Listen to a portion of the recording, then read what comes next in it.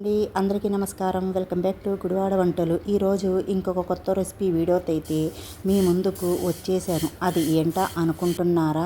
ఎంతో రుచికరంగా ఉండే పొడి సేమియా రెసిపీ. ఎక్కడా స్కిప్ చేయకుండా ఫుల్ వీడియో వాచ్ చేసి మీ ఇంట్లో ట్రై చేసి కామెంట్ పెట్టండి. ఫ్రెండ్స్, ఫస్ట్ కిచెన్లోకి వెళ్ళిపోయి మనం రెసిపీని స్టార్ట్ చేసేద్దాం.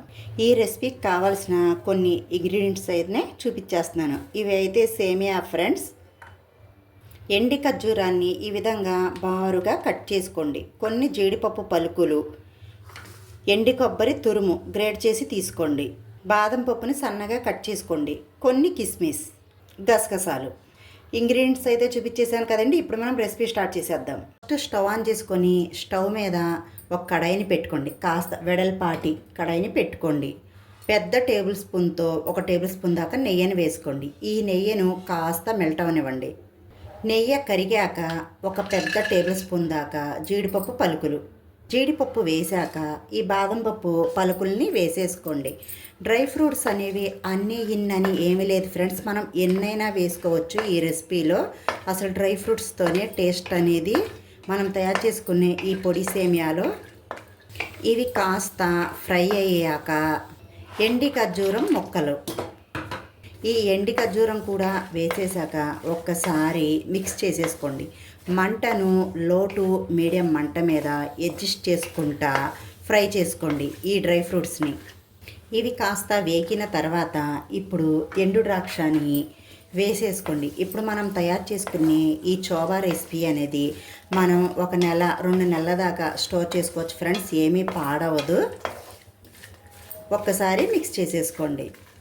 రంజాన్ పండగ రోజైతే ఫ్రెండ్స్ ప్రతి ముస్లిం ఇళ్ళల్లో అయితే ఈ పొడి సేమియా రెసిపీ అనేది కంపల్సరిగా చేసుకుంటారు.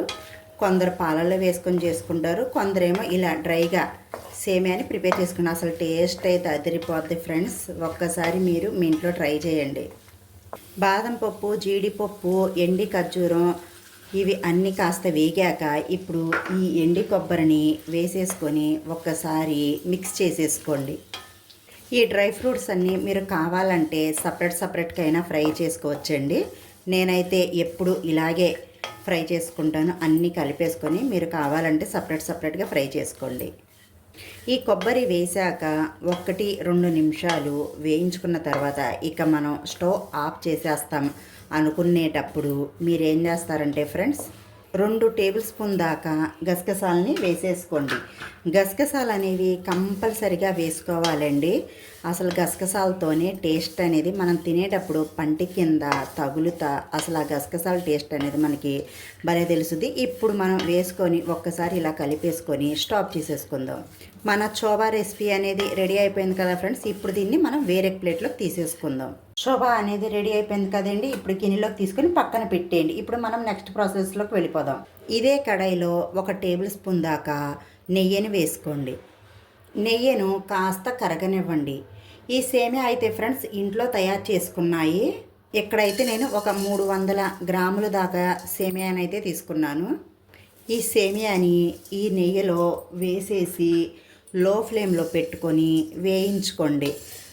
ముస్లిమ్స్ రంజాన్ మాసంలో ఈ సేమియాని ఇంట్లోనే ప్రిపేర్ చేసుకుంటారు ఫ్రెండ్స్. ఒకవేళ మీ దగ్గర లేకపోతే మనం నార్మల్గా వెరమసల్లి సేమియా ఉంటాయి కదా ఫ్రెండ్స్, సేమ్ ప్రాసెస్లో నేను ఎలా చేసుకున్నానో ఆ సేమియాతో చేసేసుకోండి. లో టు మీడియం మంట మీద పెట్టి ఈ సేమియా అనేది మాడకుండా మంచి గోల్డెన్ కలర్లో వేగేంత వరకు వేయించుకోండి. సేమియాని ఫ్రై చేసుకునేటప్పుడు కాస్త దగ్గరుండి మరి ఫ్రై చేసుకోండి. మీరు ఈ రెసిపీని బ్రేక్ఫాస్ట్ రెసిపీగా అయినా తీసుకోవచ్చు, లేకపోతే ఈవినింగ్ రెసిపీగా అయినా ప్రిపేర్ చేసుకోవచ్చు. అసలు టేస్ట్ అనేది చాలా బాగుంటుంది. ఒక్కసారి మీ ఇంట్లో ట్రై చేయండి ఫ్రెండ్స్. ఈ సేమియా లేకపోతే మాత్రం వెర్మసిలి సేమియా అని చెప్పాను కదా ఫ్రెండ్స్, ఆ సేమియాతో ట్రై చేసి మీరు నాకు ఒక మంచి కామెంట్ అయితే పెట్టేయండి. ఒకసారి చూడండి ఫ్రెండ్స్, సేమియా అనేది మంచి గోల్డెన్ కలర్లో వేగిపోయాయి కదా. ఇప్పుడు మనం ఈ సేమియాని వేరొక ప్లేట్లోకి తీసేసుకుందాం.